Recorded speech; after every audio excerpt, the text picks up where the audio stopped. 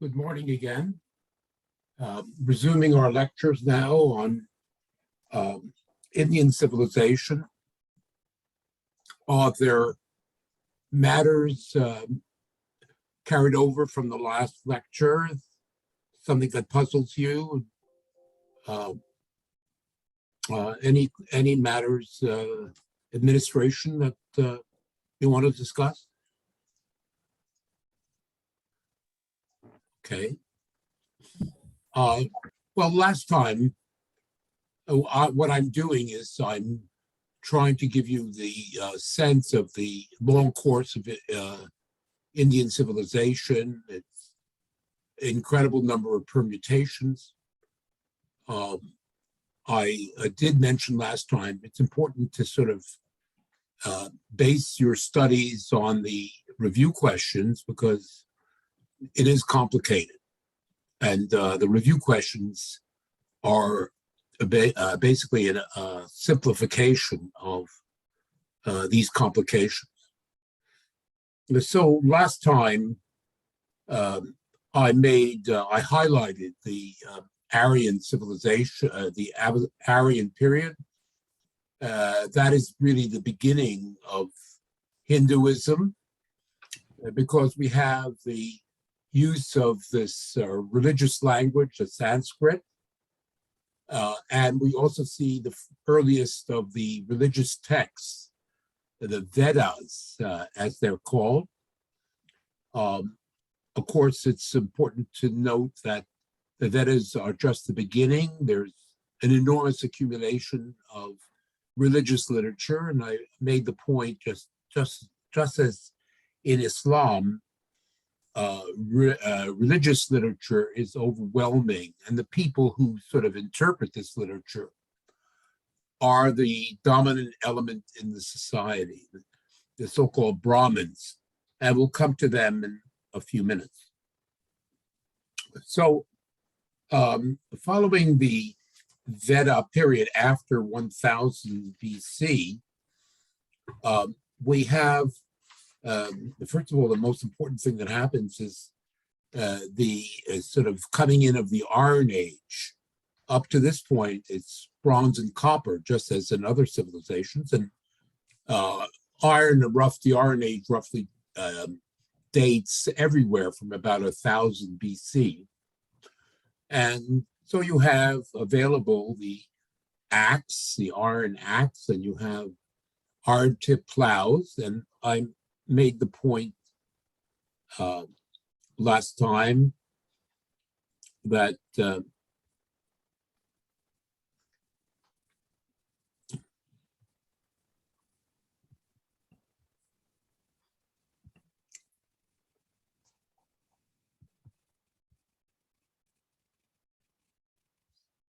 I can find my place, just a second.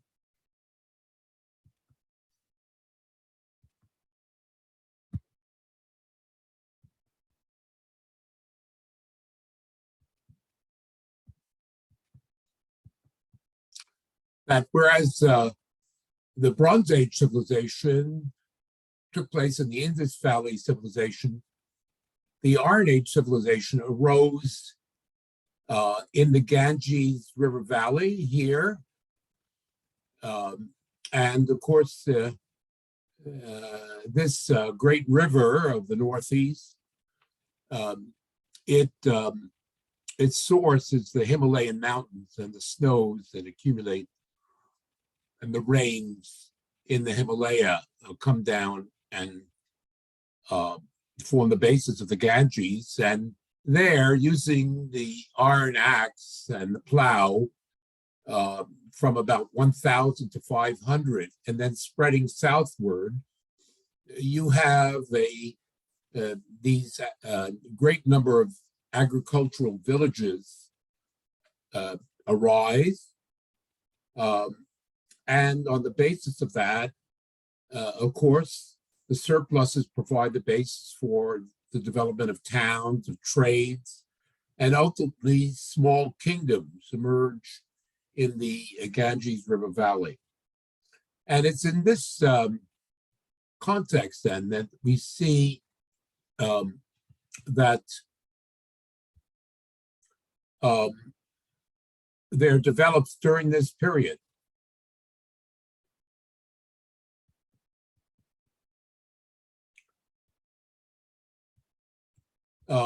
the sort of social basis of Hindu civilization. This is after the invention of Sanskrit and the Varnas. sorry, the Vedas, uh, you have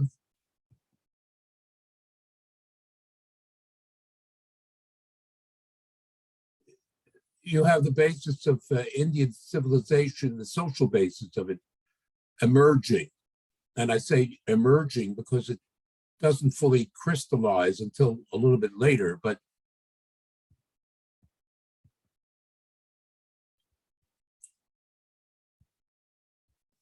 yes, um, so we have the Iron Age, you see 1000 to 500. I think you can see this screen. Um, the so-called Varnas, there are the Vedas, which are the religious texts, and then there are the Varnas, which are the four basic social groups of Hindu civilization. And these are forming, they're mentioned in the texts and so on, but we don't see them fully emergent until later. But nevertheless, we mention them at this point. These are the incipient castes, of Hindu civilization. And these four groups, or Varnas, the highest group, those who direct the religion, are the Brahmins. Then come the warrior landlords, then the farmers and merchants, and finally, if I could, at the bottom are the laborers, who are the great mass of the civilization. So we have Brahmins, we have warrior landlords, we have farmers and merchants, and at the bottom we have the laborers. And these laborers, who are they? They come from, they're slaves. They're members of groups that have recently been conquered, ethnic and tribal groups that are marginal, peripheral, who have become subject. And this group becomes, these so-called laborers become eventually the lowest castes in Indian society, which are referred to as the Dalits to this very day. These are the so-called untouchables.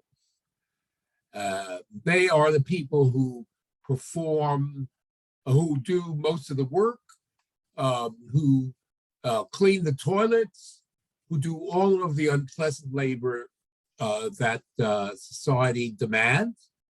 And basically, the rest of society basically exploits these people. And of course, it's, as I say, these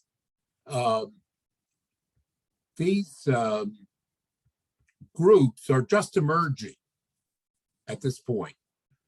And they become the basis of the castes in Indian society.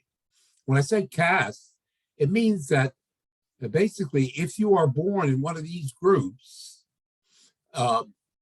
you always marry within the group from which you come. It is prohibited, it's forbidden, it is regarded as shameful for a Brahmin to marry a member of the farmer and merchant caste, to say nothing of marrying a Dalit. And it's impossible for a farmer and a merchant to marry into a Brahmin family.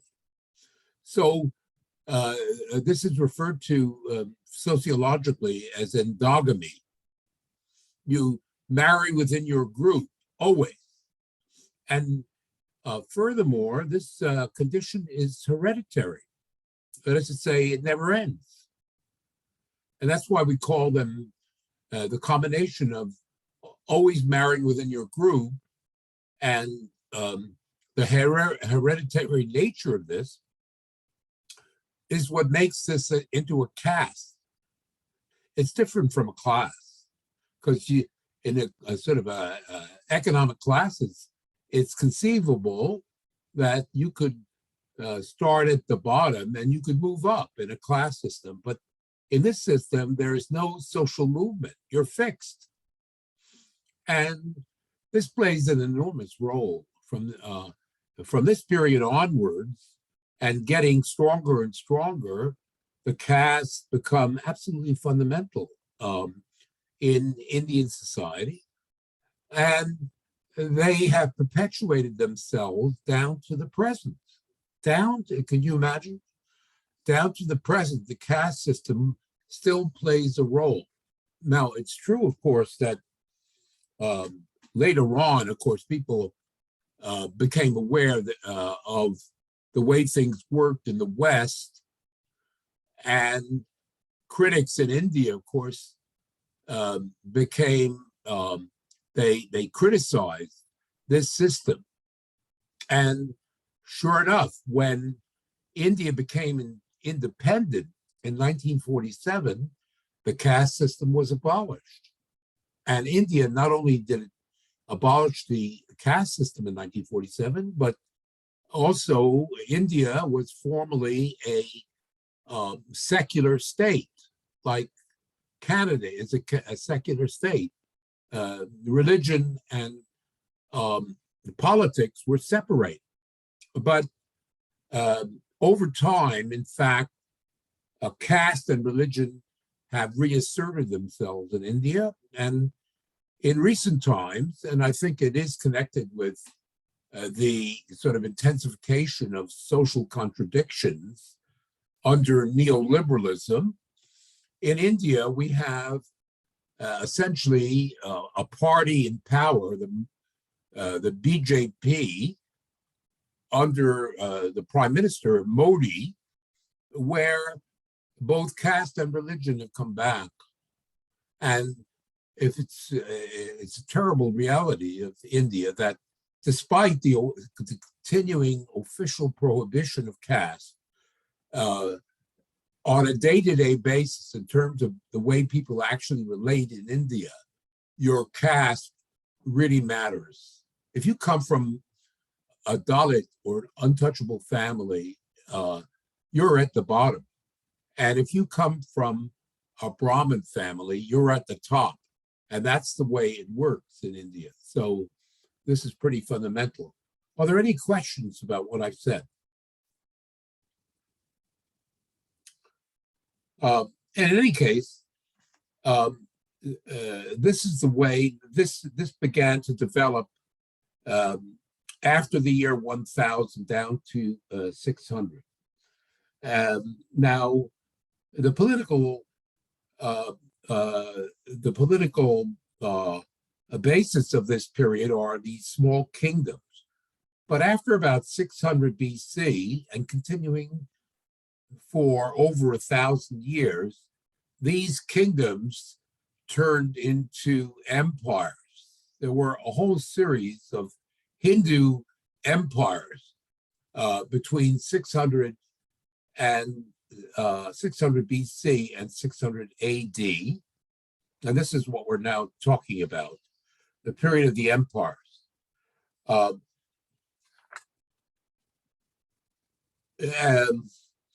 It is during this period that we can say that because of there is a whole series of these empires, and the most important and the sort of the largest of these empires, which we could say more or less coincides with the late Roman period, was the Gupta Empire, dating from 320 to 600 AD. And it's during this period, what is notable about this period is that what I've been describing up to now is a culture which is essentially Hindu. Hinduism is basically the religion that is emerging, including the castes, the Brahmins, the Vedas, these elements. However, during the period of the empire, we do see that two new religions do emerge, and we should briefly mention these two religions. Um, I think that we can say that in a certain way that these two religions, Buddhism and Jainism, which still exist, of course, they emerged in reaction to the repressive and stultifying effects of Hinduism. They were a reaction under these empires. First of all, we should note that the empires, particularly the Gupta, but also the previous ones, were large entities. During this period, large parts of India became kind of unified, centralized state. And this is the context in which Buddhism and Jainism emerged and spread through India and beyond, especially Buddhism. There were a lot of towns and cities and trade, and during this period, especially under the Guptas, there was a lot of interaction between India and the rest of Asia for the first time. India looked beyond itself, and their trading relationships developed with the rest of Asia. And indeed, we know that during the period of the empires, India had relations with the Near East and even the Mediterranean. The Greeks and the Romans traded with India. Now, what was the sort of nature of Buddhism and Jainism? Well, first of all, the fundamental characteristic is a rejection of caste. It's clear, both Buddhism and Jainism, which are highly personal religions, rejected the idea of caste. And furthermore, they also were pacifists. They declared themselves against violence. They were anti-violence and anti-caste. They stressed personal asceticism, a renunciation of the material world. And now I'm speaking mainly of Buddhism. There was a great stress in Buddhism on the sort of development of the spiritual power of the soul. The soul plays a great role in Buddhism, and in particular, the degree to which the soul enjoys or the quality of the soul that's most important is the karma of the soul. And you either have good karma or you have bad karma. And good karma depends on the degree to which you have, during your life, perpetrated virtuous acts. So the good karma, and you get the whole idea is to sort of develop the soul through basically acquiring more and more good karma, which results in a kind of purification of the soul. But this is taken one step further in the sense that Buddhism believes that the soul goes through not simply one life, but you go through multiple lives.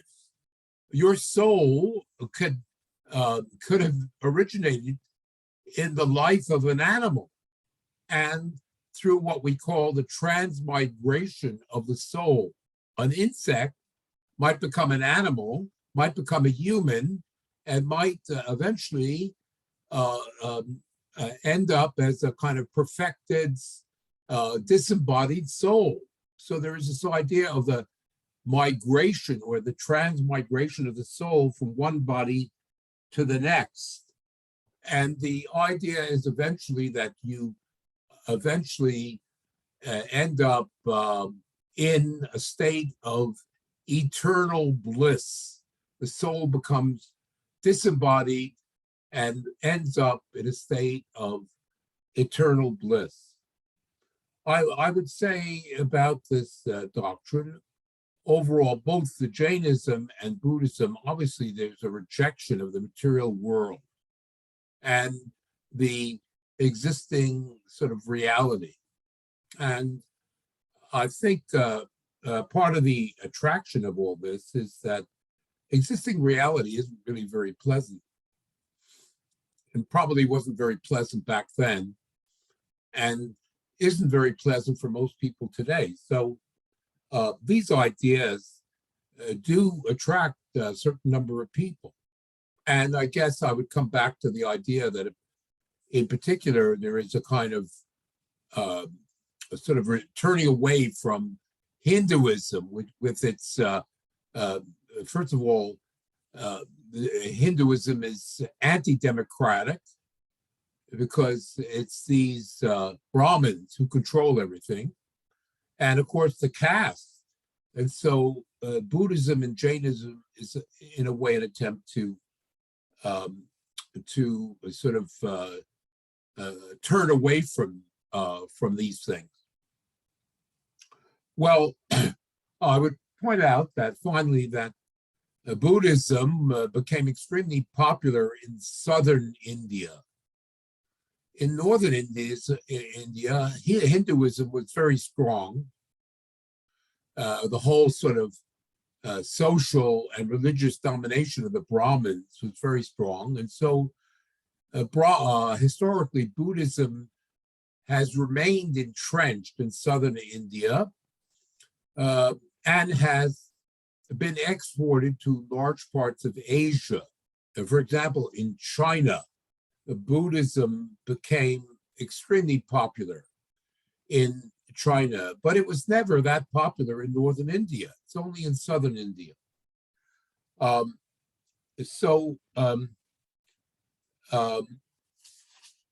That's basically my description of the period of the empire.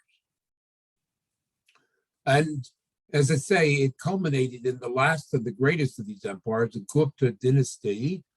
And in terms of, say, the architectural, the monumental building of the Hindu period, it's under the Guptas that many of the great palaces and temples were built. Now, this period of the Guptas came to an end after 600, because in the 7th century, that is to say, between the 600 and 700, you have a foreign invasion. We've had the Aryan invasion, supposedly. The second great invasion is that of the Huns, which actually the Huns were active against the Roman Empire in the 4th century, and then following the Huns, the Germanic tribes. Well, in the 7th century, these people, the Huns, it's all somewhat obscure, they destroyed the ancient Indian empires, and a new period now begins.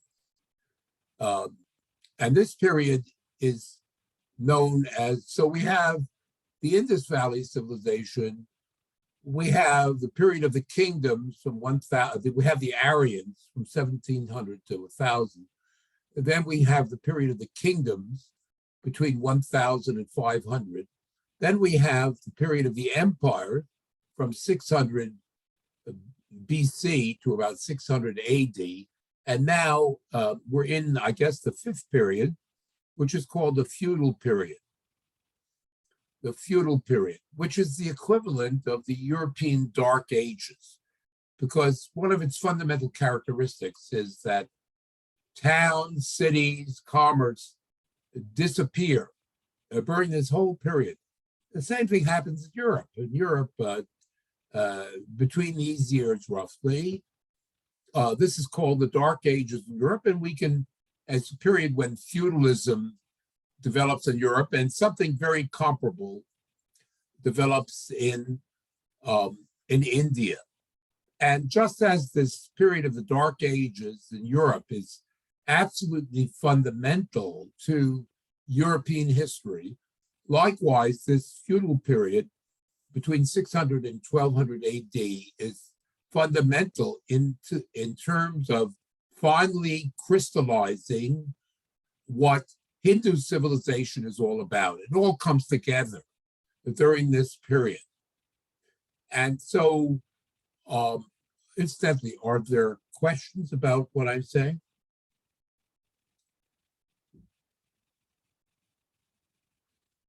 Okay.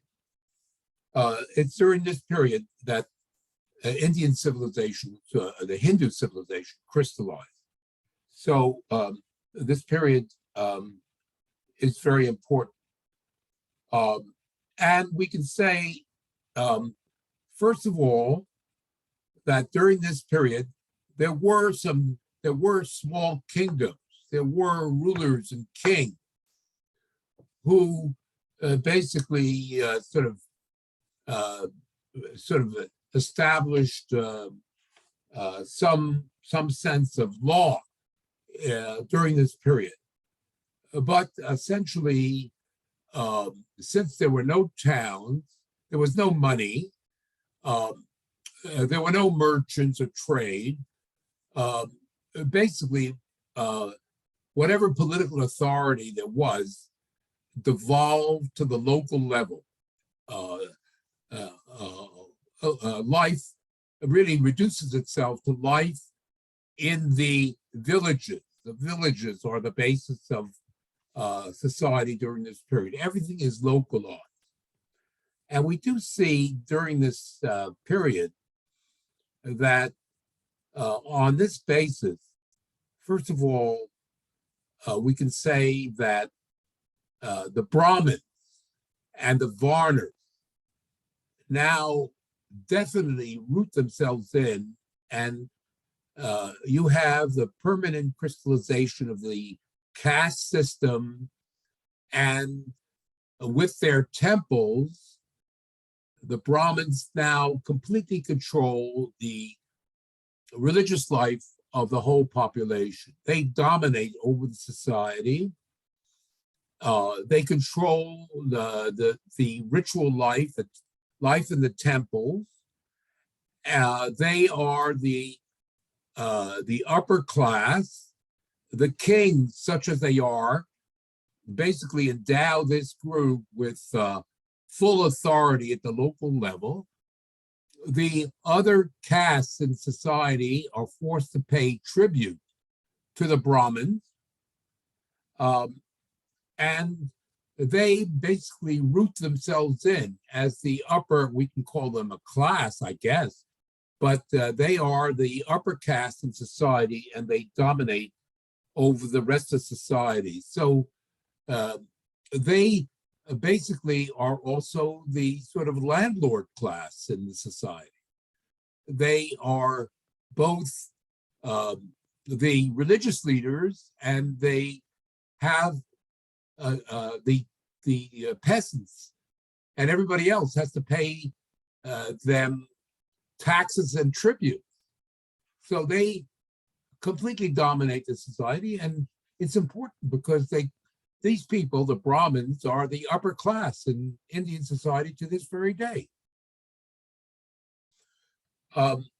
So this is very formative. This is very formative in that sense, both from a religious point of view and from a social point of view. Asaya, there is also a group, I should say, which is a kind of caste-like group, alongside the Brahmins as kind of enforcers, are a kind of military aristocracy who are known as the Rajputs, military aristocracy, who do basically the coercive work in society. They kind of coexist, but are subordinate to the Brahmin class, is what I would say.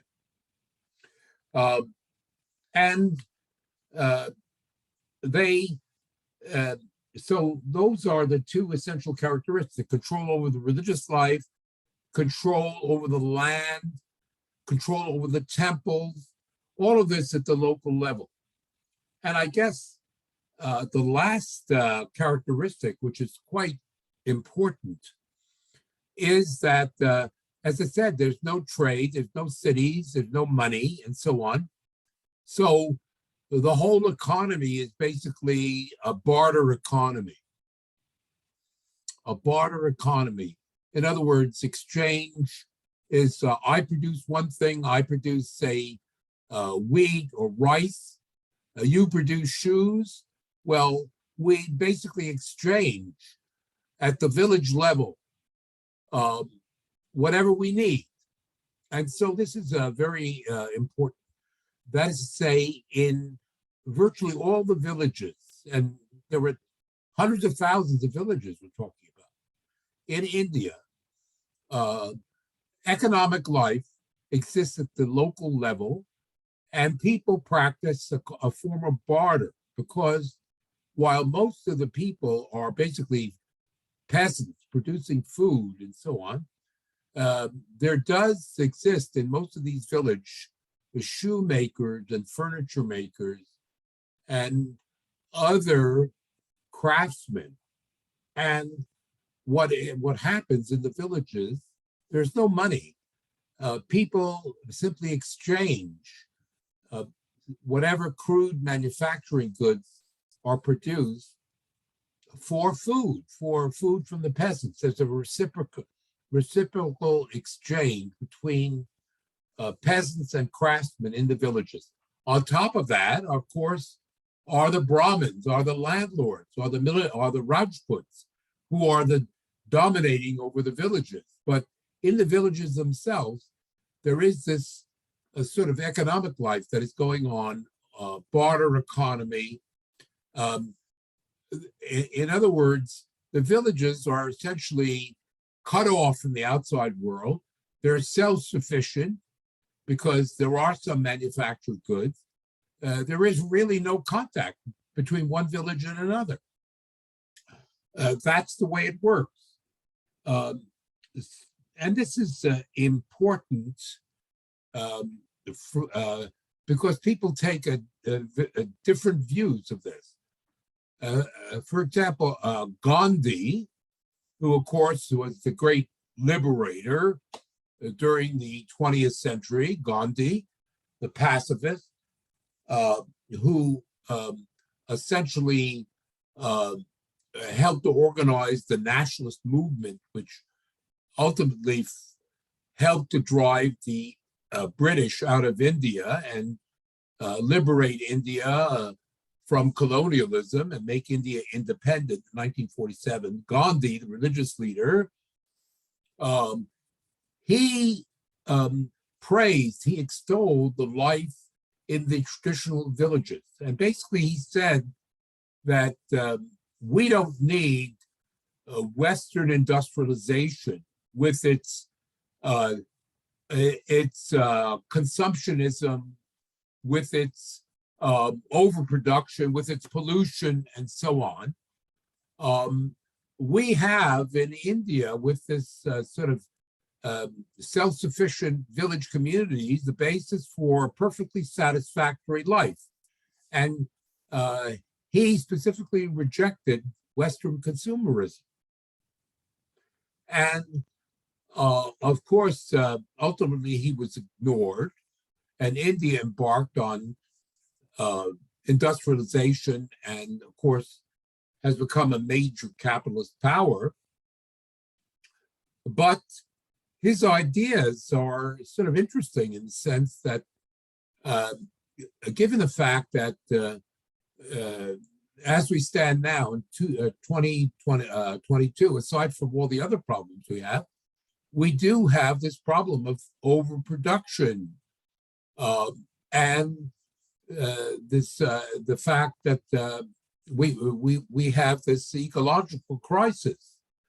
So this what I'm pointing to is that this idea of the simple peasant life with limited sort of manufacturing has a certain appeal to some people. Maybe it's impractical and so on.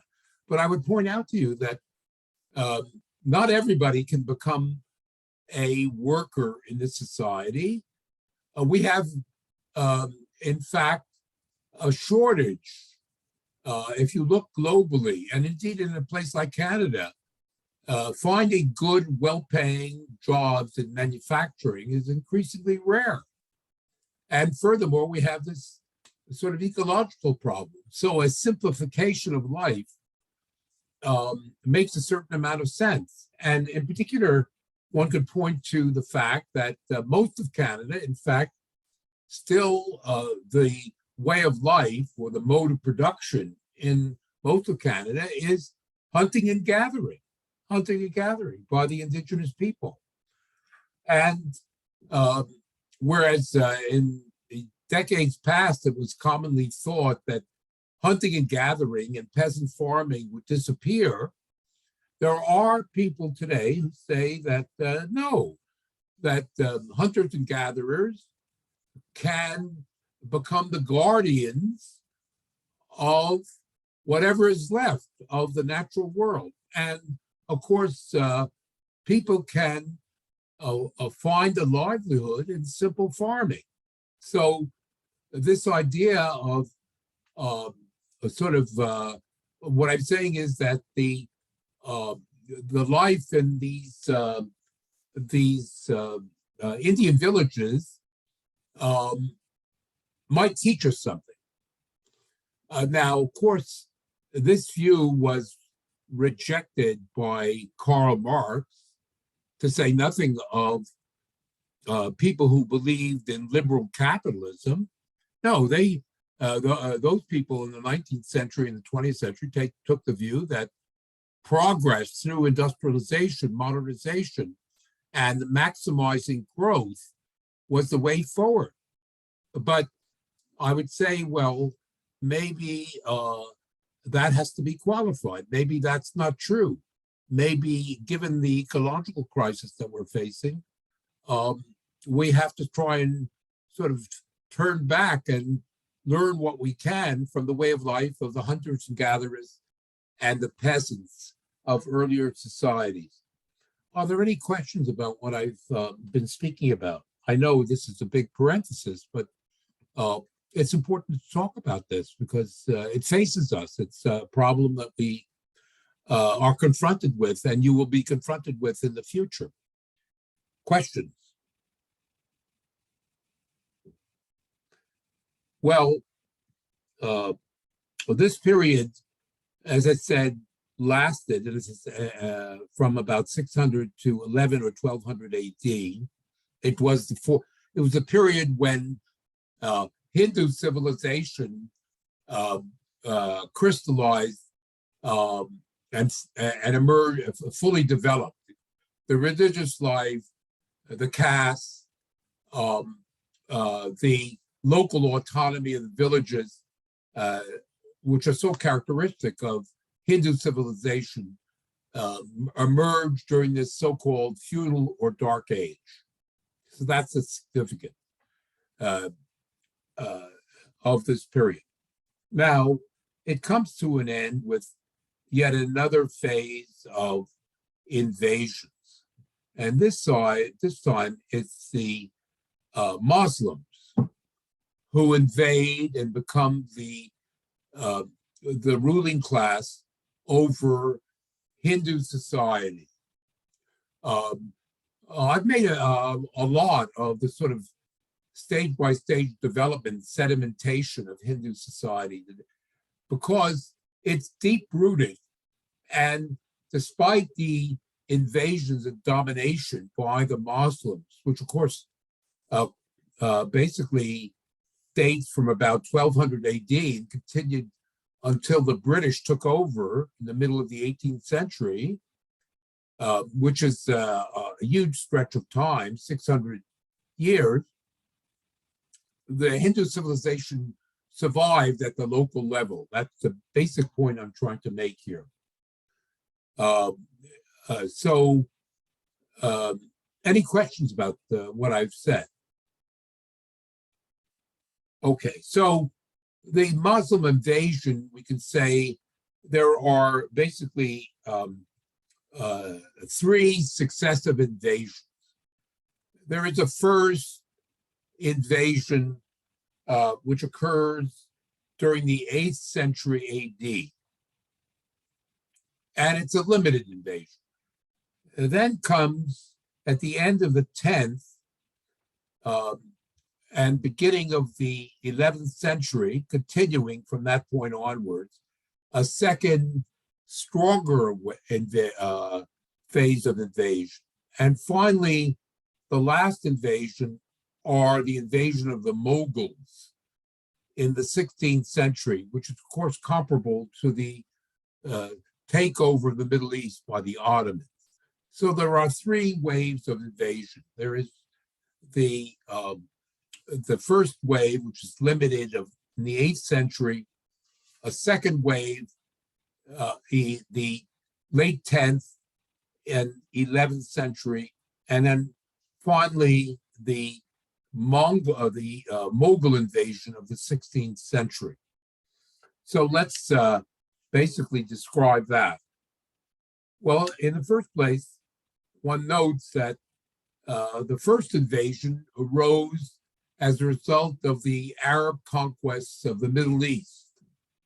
In the 7th century, that's the century of Muhammad himself, out of Arabia, the Arab peoples, conquerors, they were on horseback, they were on camels, and they basically conquered the whole of the Middle East during the 7th and 8th century.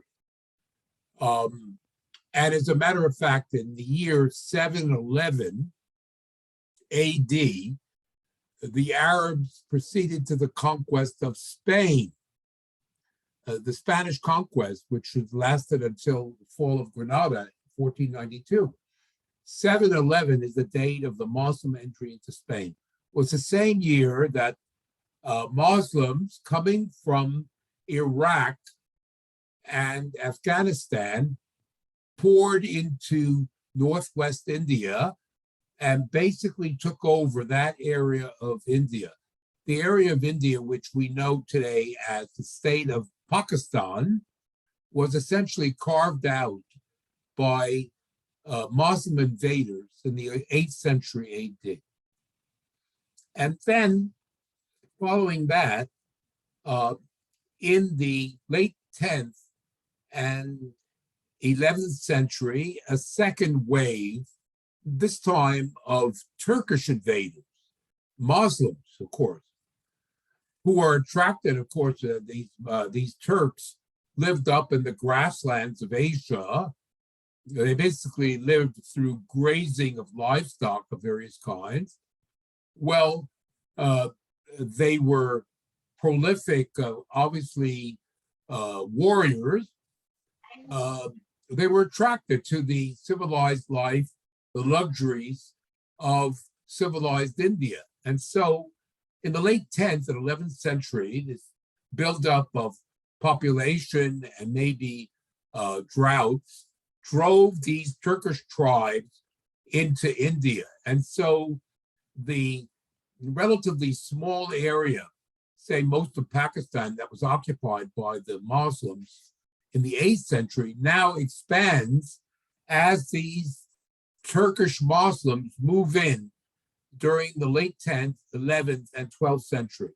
And this culminates in the leading sort of conqueror of these people was an individual by the name of Muhammad of Ghur, who was a Turk. And after a series of great battles, finally in 1192, basically he defeated what was left of the Hindu kingdoms, and he conquered most of northern and central India and made himself sultan. And from this point onwards, we have something called the Delhi Sultanate between 1192 and 1526. So This is the initial phase of Muslim control over India, most of India. I should note that, as I say, the north and the central areas of India were under the Delhi Sultanate. There was further south, sort of central southern India, as still a Hindu kingdom did survive this through most of this period between the 1336 and 1646.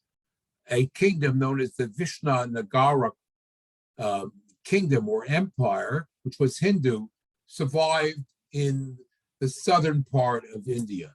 But for the most part, the richest part of India was under the Delhi Sultanate. Now, this period of the Delhi Sultanate is different from the feudal period. I would say the two basic differences are, first of all, that cities, towns, commerce, and money revived during this period. The Muslims, who we saw in the Ottoman Empire, in the Persian Empire, there were towns, there were cities, there was commerce, there was money. They bring all of this into India. And so at the sort of topmost layer of society, there is this Muslim ruling class, and below them, there are the cities, there are the merchants, there are the craftsmen, and so on, who are essentially Muslims. And I would say that, especially in the region we know as Pakistan, but also in the Northeast, in the state which we also know as Bangladesh, which is Northeast India, in these two areas, the population becomes overwhelmingly Muslim. These two areas of India, which now are independent Muslim states, that is to say Pakistan and Bangladesh in the Northwest and the Northeast, the population is overwhelmingly Muslim. Furthermore, we see in the cities that large numbers of Hindus convert to Islam, especially merchants and craftsmen in these cities whose ancestral religion was Hindu. They convert to Islam. And why do they do so? Well, partly because the upper class is Muslim and they want to ingratiate themselves, but also because Islam is a religion where under Allah, everybody is subordinate to Allah. Everybody is equal in the sense that everyone has to subordinate themselves to Allah, the one God. It's a monotheistic religion, and Islam stresses the sort of spiritual equality of all the followers of Islam. Well, this is, for many people living in the towns, this faith is more attractive than Hinduism with its caste system, with its fundamental inequality. So you do find that in the towns of the Delhi Sultanate, there is a large-scale conversion to Islam by formerly Hindu people. Now, the Delhi Sultanate also, I would say that despite the fact that Muhammad of Ghur was an absolutely brutal conqueror, and in the course of his conquest, he destroyed a lot of Hindu temples and persecuted the Hindus, something awful. I would say that Hindu nationalists today and the regime in India today is extremely nationalist and encourages these people. They bring up this whole question of the brutality of the Muslim conquest. of the 10th, 11th, and 12th century. There is this antagonism today between Muslims and Hindus, which is very tense. But during the Delhi Sultanate, actually, the Hindu and the Muslim populations, after this initial conquest, got along pretty well. And the Hindu elites actually were co-opted by the Muslims because they needed these Hindu elites to basically collect tribute and taxes from the local population. So there was a kind of interaction, a cooperation between the Hindus and Muslims during this period.